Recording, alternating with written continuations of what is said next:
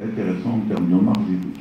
Mais comme les gens ne savaient pas innover et tout le monde essayait de copier celui qui marchait, donc on s'est retrouvé avec un nombre de téléboutiques qui fait que même les téléboutiquiers ne gagnaient plus d'argent.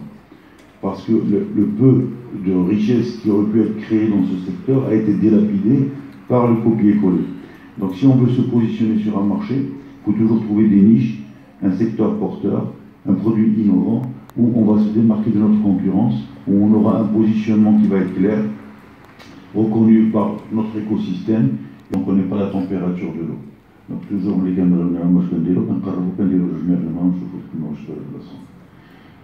on le fait pour nager, pourquoi on ne le fait pas pour la vie? Donc quand on veut lancer un produit, un projet, il y a des études préalables à réaliser. Il faut prendre la température. C'est une étude de marché. De lancer une étude préalable vous permet déjà de connaître le positionnement de votre produit dans son écosystème et son acceptabilité par rapport à ce dernier. Donc ce qui est important, parce que si on ne fait pas les études préalables qu'il faut, il y a un risque. Ça peut marcher comme ça peut ne pas marcher. Quand on fait une étude de marché, on connaît, je pense que vous le savez, les forces et les faiblesses du produit, ce qui vous permet de renforcer les forces et de corriger les faiblesses. Donc ça, c'est quelque chose de mieux comme le temps. Donc quand on veut gagner, déjà, il faut bien négocier ces achats. Donc il faut bien négocier tout ce qui va nous coûter de l'argent. Donc d'un côté, nous, on a les recettes, de l'autre côté, on a les dépenses. Donc toutes les dépenses doivent être bien négociées, bien benchmarkées, bien étudiées, pour qu'ils soient optimisés et qui nous permettent de dégager donc, un bénéfice qui va nous permettre donc, de mieux développer notre structure. Si elle n'est pas visible, elle ne va pas rayonner. Et tous les moyens sont bons. Aujourd'hui, on a beaucoup de moyens pour communiquer. Donc il y a les moyens classiques, on va dire journal, page web, il y a les nouveaux moyens, tout ce qui est digital, à savoir Facebook, LinkedIn, et donc tout ce qui est outil digital qui permet donc de faire connaître une structure, de rayonner dans l'écosystème dans lequel elle évolue. Qui est épineux, qui n'est pas éclairé, qui n'est pas clair parce qu'il y a du risque. Donc il y a un certain nombre de choses donc, qui sont les clés de succès, mais qui peuvent être nos faiblesses. Et donc pour essayer d'atténuer ces faiblesses, pour prendre les bonnes décisions, il faut toujours se faire accompagner. Donc on ne sait pas tout, nous ne sommes pas des supermans, donc on a toujours besoin de nous référer donc, à nos pairs, à des spécialistes. Par exemple, un entrepreneur, donc il aura besoin d'un conseiller fiscal, d'un conseiller juridique, il aura besoin d'un certain nombre de conseils, peut-être d'un marketeur, donc on va se faire conseiller, on va se faire coacher pour réussir notre projet. Il ne faut pas se renfermer dans sa coquille et dire que c'est comme ça que ça doit être et le faire. Au contraire. Même quand on croit tout savoir, on ne sait pas tout. Donc en partageant avec les autres, on peut que s'enrichir et corriger les faiblesses qu'on peut avoir dans son approche. Notre écosystème, au développement de notre pays, donc il y aura plus de richesse, ce qui nous permettra de mieux réussir. Donc la même structure qui est dans un écosystème faible, affaibli, où il n'y a pas de pouvoir d'achat, ne va pas réussir comme s'il était dans un écosystème fort, où il y a un pouvoir d'achat, où il y a des échanges de transactions qui se font. Donc on ne va pas réussir du tout de la même manière. Donc le logo d'apprendre et entreprendre, donc vous pouvez le voir, donc c'est l'apprentissage, l'entrepreneuriat, et c'est un pont entre les deux. Et donc c'est un accompagnement de la partie donc apprentissage, donc qui est les bancs de l'école, vers l'entrepreneuriat. Association. Donc je vais vous présenter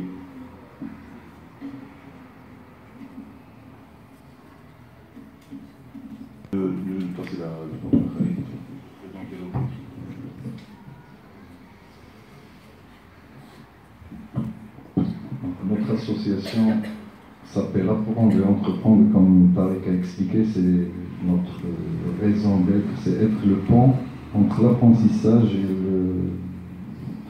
prendre le risque de lancer votre propre entreprise. Donc notre objet, c'est promouvoir l'entrepreneuriat et l'emploi. Donc c'est créer de la valeur avec vous, jeunes entrepreneurs. Notre approche, c'est de vous accompagner les porteurs de projets pour créer leur entreprise, donc dans toutes les étapes, on reviendra après. Et la cible de notre programme sont des étudiants en fin de carrière estudiantine, donc en bac+4, et Bac plus 4, 5 universitaires, et les écoles d'ingénieurs et de commerce. Cette année, notre partenariat se lance avec vous, avec la faculté des sciences juridiques, économiques et sociales de Tanger. Expliquez mieux que moi.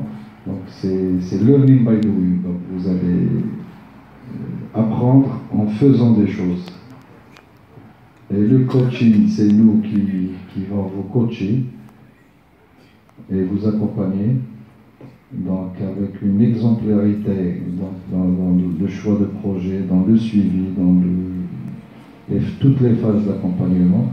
Donc la modélisation vous aide à modéliser, donc à faire entrer dans des moules votre projet, donc pour que ça réponde aux standards, et une minimisation de risque. Donc vous venez des banques de l'école, comme on a dit, donc vous avez besoin d'accompagnement et c'est là le rôle d'apprendre et entreprendre. Et on vous aidera à optimiser vos ressources. Donc là j'ai un peu expliqué ce qu'on va faire. Et dans le déroulé, je laisse la parole à mon ami Tariq pour vous parler un peu de déroulement de tout notre programme, Inch'Allah.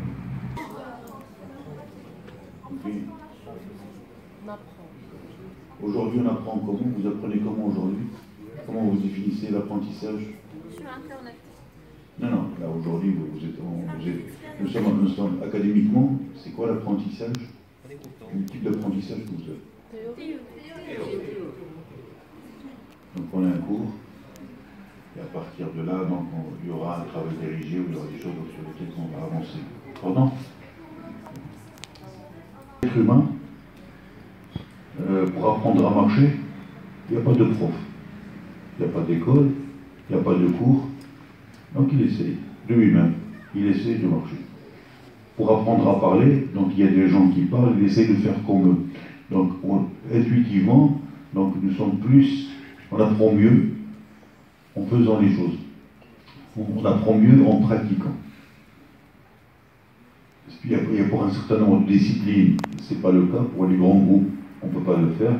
Sur des petits groupes, c'est une méthodologie d'apprentissage qui a donné d'excellents résultats. C'est vrai que, comme l'a dit Khalid, donc nous sommes l'association et les jeunes, mais nous, ça fait quand même sur la région de Tanger, ça fait 9 ans qu'on fait la promotion de l'entrepreneuriat dans un autre cadre. Donc le cadre universitaire, donc pour les gens qui sont en fin de cursus universitaire, démarre en octobre, mais on était dans d'autres cadres, ça fait 8 ans, et nous-mêmes, on a été surpris de voir l'excellent résultat qu'on avait en pratiquant donc la méthodologie Learning by Doing. Donc c'est juste une petite parenthèse que je souhaitais ouvrir. On a dit donc, et il y a un pont. Donc aujourd'hui, nous sommes là, donc vous êtes des étudiants en fin de cycle universitaire, et donc parmi vous, il y a quelques-uns qui sont des porteurs de projets. Donc c'est quoi notre démarche, comment nous on va vous accompagner, comment on va faire, quel outil on va utiliser pour vous donner, on ne va pas faire le boulot à votre place, on va juste vous coacher pour réussir votre projet, pour réussir à monter votre entreprise. Donc comment ça va se passer? Donc vous avez une idée. Donc vous avez une idée qui est là. Donc cette idée, il faut la définir, faire un toilettage de l'idée, voir est-ce que l'idée en question, déjà sur un premier abord, est-ce que je porte l'idée que je peux réaliser ou pas? Est-ce que je suis le bon porteur de projet pour cette idée? Et donc là, c'est une pré-incubation. Après, une fois nous sommes sûrs qu'on a le couple porteur-projet qui match, donc là, on passe à l'incubation. C'est quoi l'incubation?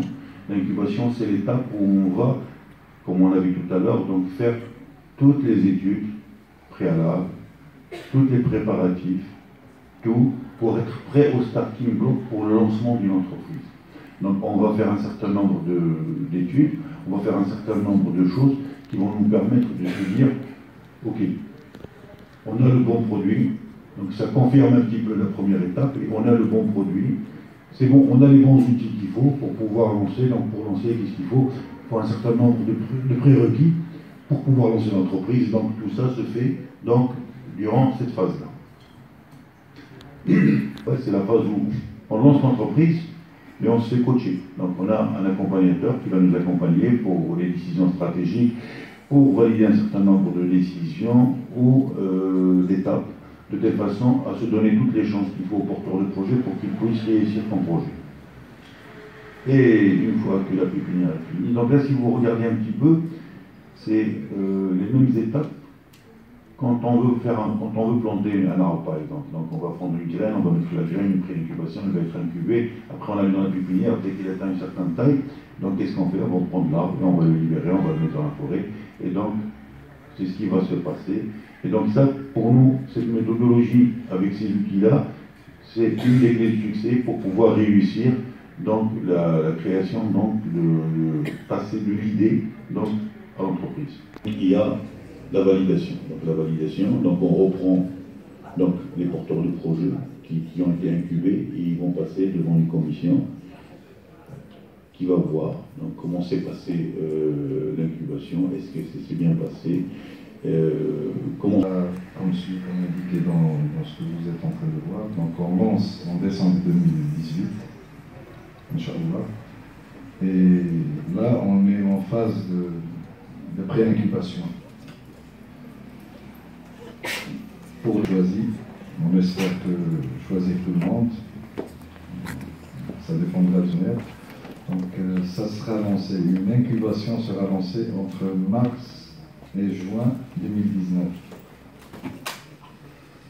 À partir de juillet 2019, il y aura une validation